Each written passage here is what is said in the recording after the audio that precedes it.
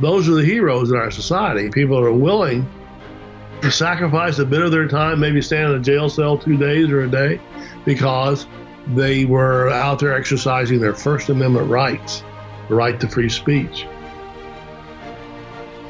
Here at Liberty and Finance, we are licensed brokers with Miles Franklin Precious Metal Investments. We are standing by the inventory, taking orders into the wee hours of the night and on weekends, because preparedness doesn't stop. Call us at 1-888-81-LIBERTY. That's 1-888-815-4237. Welcome back to Liberty and Finance. We're delighted to have this returning guest. Constitutional attorney John Whitehead is the founder of the Rutherford Institute. He stands up for individuals and groups who have been facing overreach of power, unconstitutional encroachment on their rights by government and other organizations. He joins us again this Monday, July 18, 2022. John, thanks for coming back on Liberty and Finance. Hey, thanks for having me in your program. We wanted to address today the facing of asymmetrical imbalance of power, where we feel like David against Goliath, looking at the government, the media, the big tech, education, other institutions that seem to be arrayed, locking down people in their homes, imposing all kinds of restrictions on our God-given rights and our constitutionally guaranteed freedoms through the color of law, but actually unconstitutional actions. And what we can do, even though we're smaller, even though we don't have the funding, even though we don't have the teeth to do a lot of the things that they do, what we can do to retain our freedom to think and speak and assemble together and appeal for redress of wrongs and take back our lives and take actions, even in a small way that's very meaningful, facing against power that may be arrayed against us and not intended for our best good or for those of our children or grandchildren. So what are some strategies that we can use sort of as David against Goliath in the world we find ourselves? Well, it's definitely David versus Goliath, but we're dealing against a different type of Goliath today.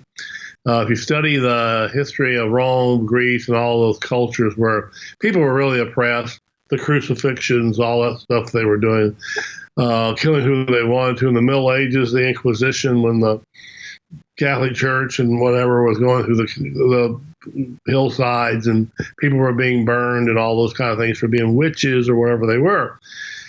Today we're facing a Goliath that is an electronic Goliath, and it watches and knows everything we're doing. And with the coming of singularity, which is Google has been pushing, the fusion of the human mind with the computer systems, the neural links, the chips, all that stuff that's been going on around the world, we're facing something that's going to be unbelievable.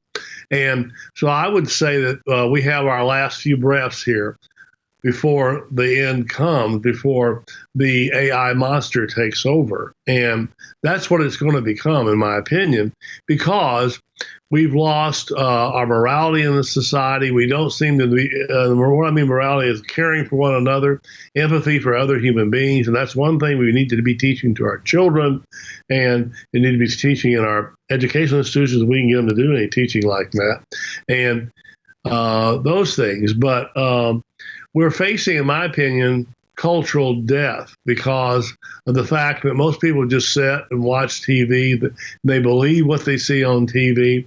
When you find out, it was just announced recently, 2 leading CIA figures have now moved into Facebook to work with them. And if you study the CIA and groups like that, it's pretty darn scary.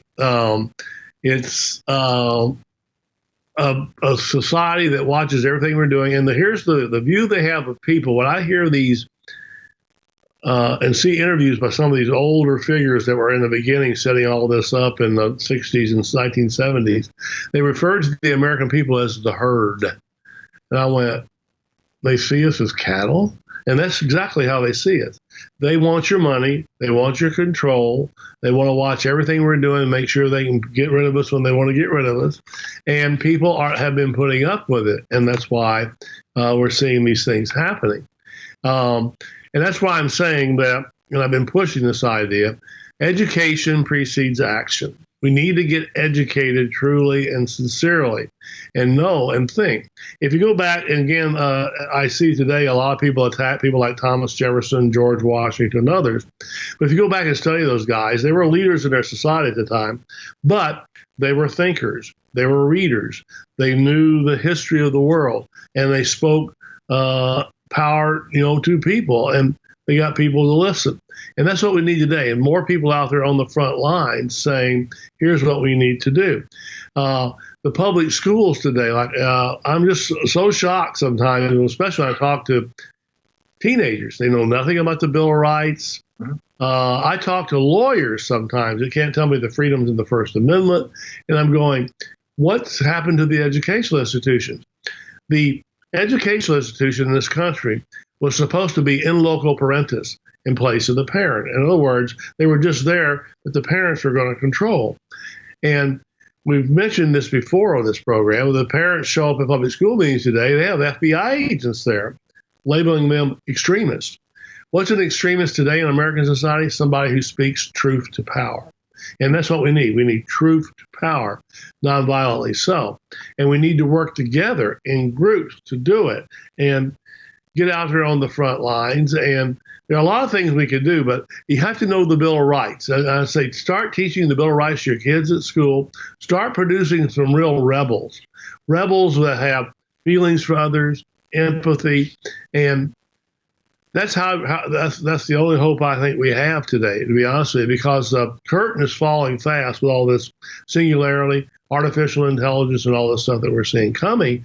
It's going to be a very, very difficult place to live. It's everything you see in movies like Minority Report and stuff like that, but it's even gone further than that. I mean, when you have machines in your house that listen to what you say, Alexa, you have now becoming self-driving automobiles, all the things that are coming, it's going to be a totally different world. It's a world run by robots. And again, I think it signals cultural death for the average citizen who doesn't have the money, who's not part of the so-called herd. And when I've seen some successful actions is when some cities, by the way, have gotten tired of things and said, we're not putting up with this anymore. And they use the flex, the muscle that you have in the 10th Amendment, which says that local bodies can nullify acts of the federal government. And that's mainly the enemy today of most people, the overall. I mean, a lot of local governments are too. They don't listen to anybody what you say. What we need is the ability to get together in groups. And I'm calling them civil liberties oversight committees. Find like 3 friends of yours who are feeling the same way about what they're seeing. They see the Dunning-Kaiser program and they go, oh, here's some things we can do. But of course, it's going to be education. Again, that's the key to everything. If you don't know what you're talking about, you're going to look like an idiot. Get yourself together, get educated, and education is the key to a lot of it. You have community groups across the country, too. There are 380,000 churches in this country. Here's the funny thing, though, when I've studied American history. When the British were invading towns in the United States before the American Revolution, they burned the churches first. That's where the patriots met. There was a black regiment, it was called. It was ministers who wore their black robes, and after they got through with their sermon, they'd pull their robe back and have a rifle. They were ready to fight. We're going to fight for our country. I see none of that today. I just see donations, people giving money, but no one out there doing anything besides that. Thinking about donating money, that God's up in heaven going, oh, great, you're donating money. Well, God's a spirit. I don't think he cares about the money.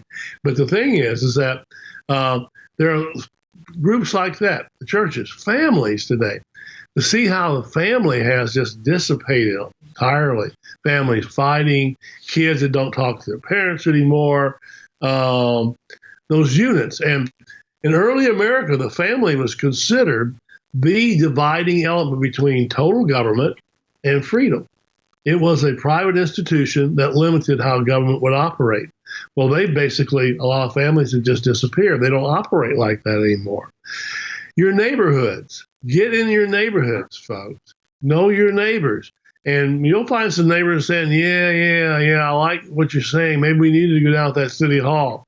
Get them together in your civil liberty oversight committee. Get together and get down there and pick it. Like I say, one person at a city council meeting with a sign is considered an irritant or maybe a weirdo. 3 people with the same sign is considered a political movement. And local politicians see that. You get 20 people out there in front of a building going, we're not going to put up with this anymore. We want a free government, over taxation. What are you doing to our yards, or whatever you're doing, with the police pouncing onto our property and knocking down our doors? Stop all that stuff. There was a city in New Mexico that said we've had it with the militarized equipment for our local police. They got rid of it. They sent it back to the federal government. And people were just rushing into the meeting that night to stop it. They saw that they did not want their local police having grenade launchers, MRAPs, which is tanks on tires and things like that. You can do it. That's the point, though. It's here. It's available. We as a human spirit, we can do it. We've seen it happen in other places. If you go back and look at the history of this country, it was the same way. It was the average citizen out there in the front lines that were getting their heads blown off. And not always the fancy people that we hear about today. They weren't doing a lot of it. They were writing the theories and all that. But the average citizen was out there fighting and getting it done. And that's how they saved freedom in this America. That's how we got a Bill of Rights, the Constitution, and all of those things. And we have the Declaration of Independence that they don't teach schools anymore, and people do not understand. Again, it goes back to education. I said, education precedes action. Jefferson said we have inalienable rights. All men are equal before the law and have what's the word inalienable mean? I ask most people. They go, well, let's see here. It means non-transferable. In other words, you always have them. You can't give them away. You have those rights. But today, the way police action, we just had a Supreme Court decision came down that police can violate the Miranda warnings now, and there's no impunity. They have qualified immunity. They just walk away. That's the Fifth Amendment. They should be giving you your rights. You have a right to a lawyer, a right to remain silent, those things. They don't have to do it anymore. They can lock you up, torture you a little bit, get you to do a fake confession, and you're in trouble. So those are things in a local community you should be exploding about and saying, we are going to save these here. We have Miranda warnings. The court we can't let this present Supreme Court take that away. So there are lots of things we can do. Volunteerism, volunteering in your communities and helping, volunteering with the local police. It'd be good for the local citizens to be interacting with the police. And that's another thing I'm telling people. Be sure your police live in the community with you. Some of the bigger cities in the country, 75% of the police live out of state or another town. They're not part of the community. That was what local police are supposed to be, part of the community, knowing that they were there to serve the people, not to rule them. Here's another thing. If you're afraid of the police, fear, you shouldn't be afraid of the police in a free country, but people are scared to death when they pull them over. Fear is what slaves live their life under. Are we slaves because we're scared of frightened of the government agents or whatever? And I can see why people would be today with what we're seeing happening. If you keep up with the news and people getting shot and all the dogs are being killed by police, up to 500 a day.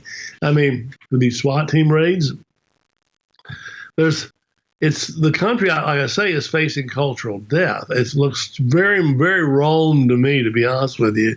And there are a couple of good books out that have been written in recent years saying America looks like Rome. And with all the bombs we're dropping overseas and stuff like that now, it's amazing. We have 180 bases across the world. We've moved into a government that is not what the so-called founding fathers wanted. As James Madison said, we ought to mistrust all those in power. If you're trusting the government, you're a foolish person. Don't trust the government.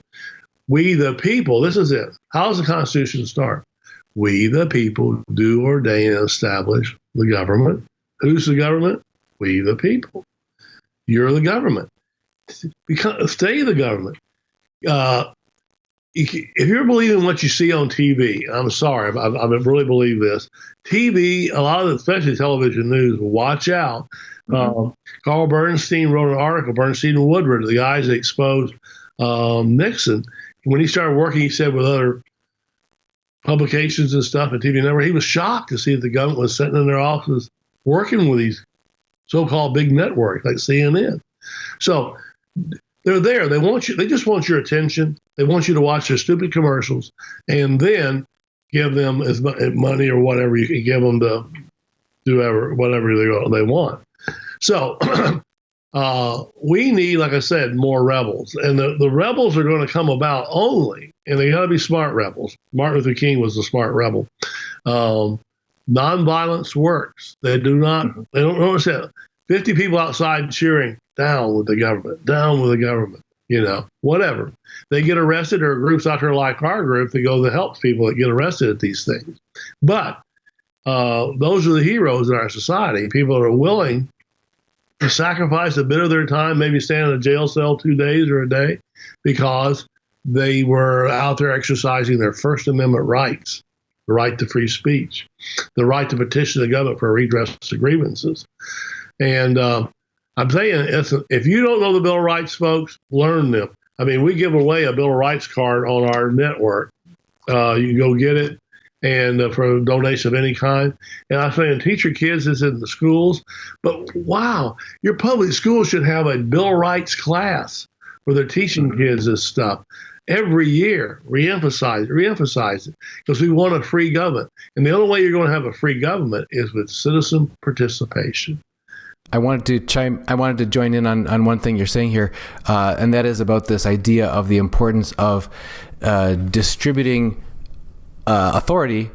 It is actually withheld intrinsically and inalienably within the people themselves, and that's why the education needs to reside there. That's why the sovereignty needs to reside there. And we've delegated some of our carrying out of some of these responsibilities to representatives, but that doesn't mean we don't retain the authority.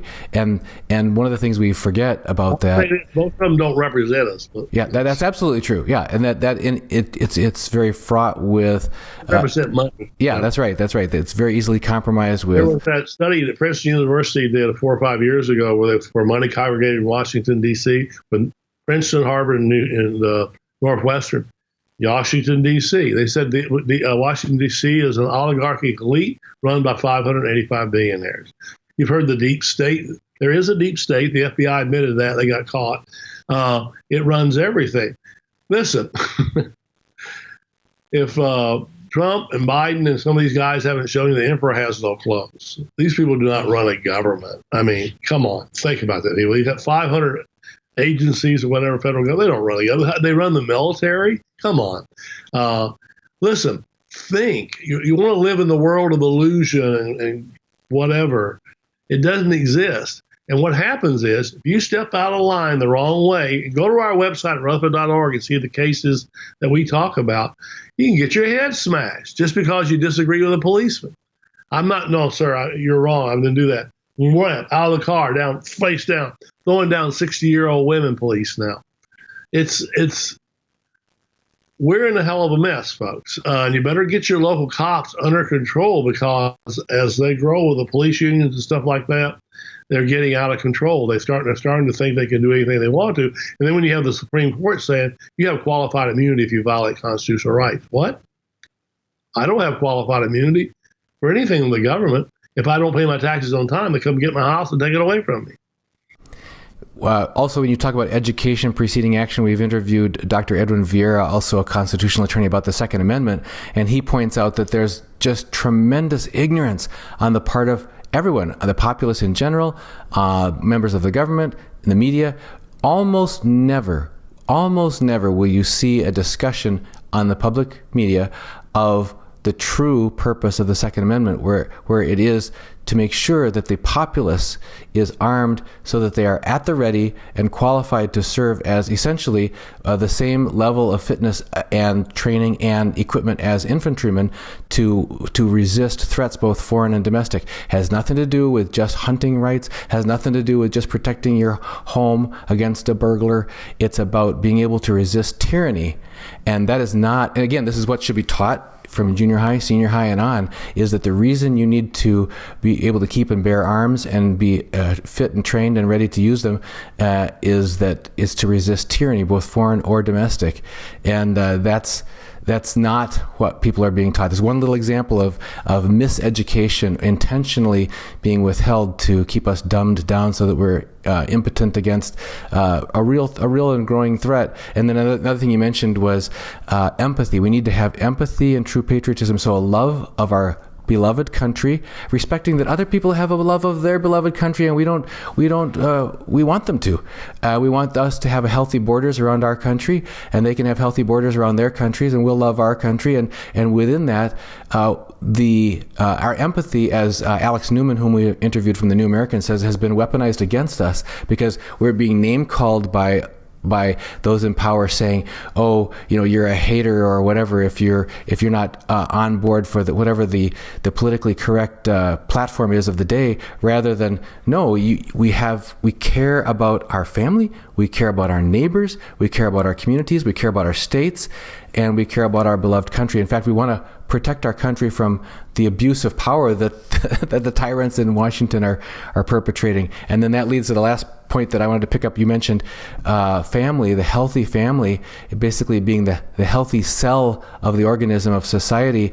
And with any living organism, you've got to have healthy cells to make up a healthy organism. You can't just have the cells just broken and ruptured and have it all taken over by the nanny state and think that you're going to have a healthy culture. And then I guess just really the last thing that I heard you say, I wanted to pick up on, my wife and I have talked about this. Is it more distressing that you see illogical, incomplete, misleading, twisted messages coming from the television, or is it more distressing that you see people just nodding and not questioning it and not demonstrating the practice, logic and reason, and aware of what's slippery slope fallacies or whatever, to realize that, wait a minute, they're not telling us the whole truth here, and it's being twisted to have an effect. So your point is we can counter every single one of those tools that's being used against us by educating ourselves on our true founding rights and our intrinsic rights, our God-given rights, making sure to remind ourselves to feel and express empathy towards not just our family members, but towards our community and be true patriots for our country, and be intolerant of tyranny where we see it and speak out against it, and then nurture the good of our family and work hard to rebuild those family relationships and to make sure we have a strong and thriving family, and then think critically about what we're seeing, to the extent that we can unplug from mass media, but to the extent that we are exposed to it, be aware of it and make sure that we think clearly about it and speak clearly about it with others that we come in contact with. Your further thoughts on those areas and where you're going with that? Well, I would say this, that with what I'm seeing with the younger generation, the teenage years, they're all staring at their cell phone now. It's narcissism. The narcissist myth, in a way, narcissist fell in love with his image. And that's what people are seeing now. They think that, wow, look at that Instagram. Look at me do the TikTok or whatever I'm doing. But they're watching it all the time. I see families at dinner when we go out to eat sometime, just all sitting watching their cell phone. They're getting the information from the source, which is the controllers of society. And that's where we're at. And the only way we're going to have any hope, in my opinion, is putting the cell phones down, turning the televisions off for certain periods of time, and saying, hey, instead of doing that, let's get involved in our local government and let's see some things change here. But they're going to have to be educated. They're not going to get educated on their phone on those issues. And so parents are going to have, this is the key, parents are going to take control and say, here, let me have your cell phone. This afternoon, we're going to sit down, we're going to do some reading and talking. Summertime's out, and we're going to get some education here. Again, education is the key here, and most people aren't educated on their basic rights or anything or whatever happened, and they have some crazy views that really aren't true that I hear all the time. And Martin Luther King said it best, I think. He said, we may have come here on different boats, but we're all in the same boat now. We're either going to go into chains of slavery or we're going to walk free. And that's all we have left, in my opinion. And we're going to have to, though, move back from these electronic devices if we can. But it's an all very powerful thing that the government, corporate state, it's a corporate state. I mean, Zuckerberg's been in the White House for dinners with the president. We don't know why he was there. He walks in and walks out. I can't go up to the White House and tip on the door and say, hey, I have a question for the president. They'd probably arrest me. But people with the money are there. It's the love of money is the root of all evil, and that's what we're saying here. But we have to wake the kids up. We really do right now. They have only a bit of a space of time, and they believe whatever they see on those cell phones to be true, and it's not always true. Do you have examples in your practice where you've stood up on behalf of individuals who've been subject to abuse of power, where sheriffs have been useful allies to the people in standing up against federal or state overreach? Does that happen in your experience? Oh yeah, we've helped a lot of people across the country who speak out at board meetings and stuff like that. People get arrested for carrying a weird sign or going into a meeting where they say they can't be there because they weren't registered or something like that. We've been doing it for years, voting and stuff like that, and that's what we're there for. What we tell the government is, here, Mr. Government, you get straight here. These people have a right to be here. We've sued you in a court of law, and that's why we need more people out there who are willing to do that, and the more that people that speak up. And we have cases like that now where, again, the fact that the FBI is watching people in board meetings or working with your local police and how to set up fake social media accounts to lure you in to get you to say something stupid so they can come to your home. Red flag gun laws, all the things we're seeing like that spread across the country. The way Washington, D.C. operates, like I say, I've sued in and out of Washington, D.C. for 40 years. It is the most corrupt government I've ever been around. Local governments are corrupt, a lot of them, but local power has a tremendous influence because you're there, you're in their faces, and you're pointing to them, and they get really irritated with that. But irritation produces pearls sometimes. So I'd say we need to get more people out there to irritate and to get people to realize, this freedom of speech thing, the government official, I really don't, freedom of speech stuff I don't like, but, you say, well, sorry, sir, but I'm going to tell you what I think. But do it non-violently, because if you get violent, that's what they want. They'll just smash you down and say, we had to, he's out of control. Use strategy, folks. And there are good stuff. Our website's a good place to go. We have a lot we've written on that, on how to do that. Books I've written, like the Battlefield America. Just get educated, folks. And there is some hope for the future. And by the way, don't let them view you as the herd. You're not cattle. You're human beings of just as much worth as anybody.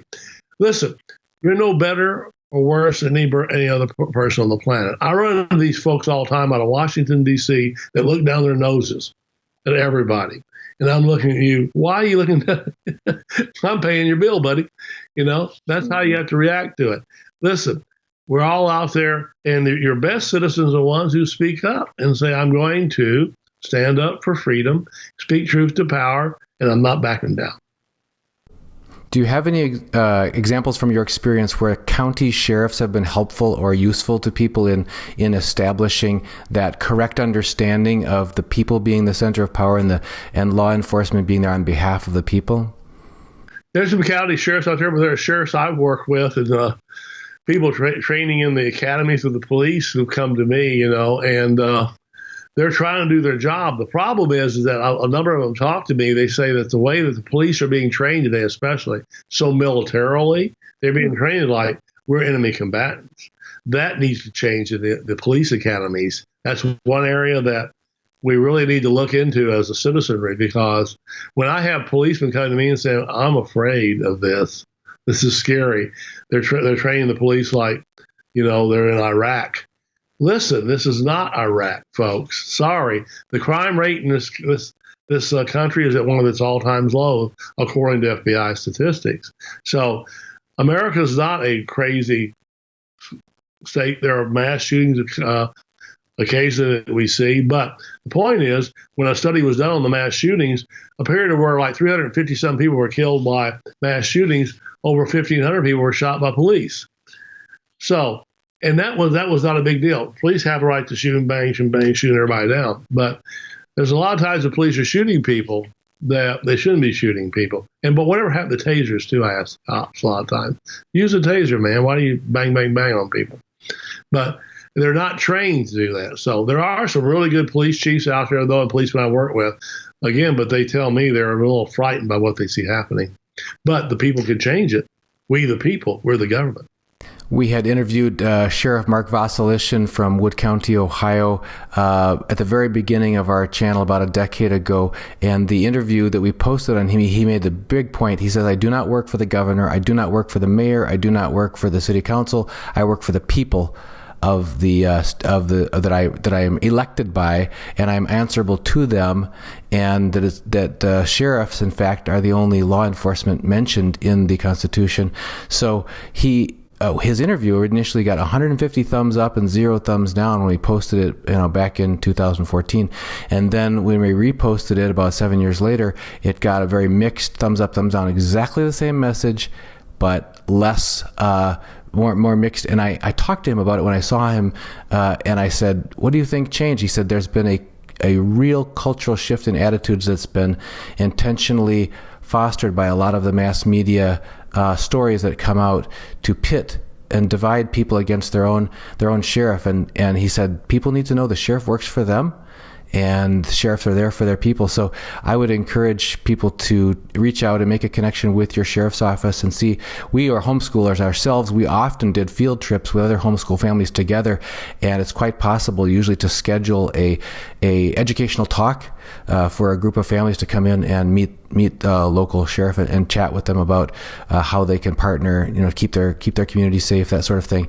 And it's good to know that there's that connection directly with the people that come straight from the Constitution as well. Yeah, volunteerism and the police are servants of the people. We are the masters. We are the government. And exercise your power, folks. That way, there can be some change, and be sure to teach your kids at home the Bill of Rights. They're not going to get it in school what all that means. And there are good sources out there, so do it. Well, now you mentioned briefly that you have some resources on your website. Can you direct us? We'll put links in the description of this video, because you've got some very specific and helpful pamphlets, quick reference cards, things like that, articles, etc., available on your website. Where can people find that? You go to rutherford.org, rutherford.org, and we do a weekly commentary. We have all kinds of press releases we do, studies, papers. Go to our constitutional section and study the Constitution. And families get together and study the Constitution. Start, like I say, civil liberties oversight committees in your community and change the face of America. You can do it. It's your job. We've been speaking with John Whitehead, the founder of the Rutherford Institute at rutherford.org.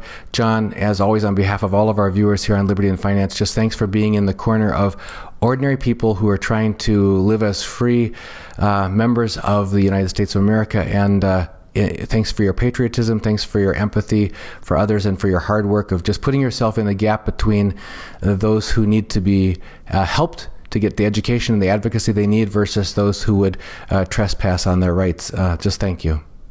Thank you, Delegate, for speaking truth to power. Miles Franklin Precious Metals is one of America's oldest and most trusted bullion dealers. Miles Franklin is A+ rated and accredited by the Better Business Bureau, licensed and bonded, and has 0 complaints ever registered. Here at Liberty and Finance, we are licensed brokers with Miles Franklin. To order, simply call us, discuss your needs, and we will let you know our live inventory, prices, and availability, and lock in your order over the phone. Once your order is locked, the price is held for you regardless of market fluctuations.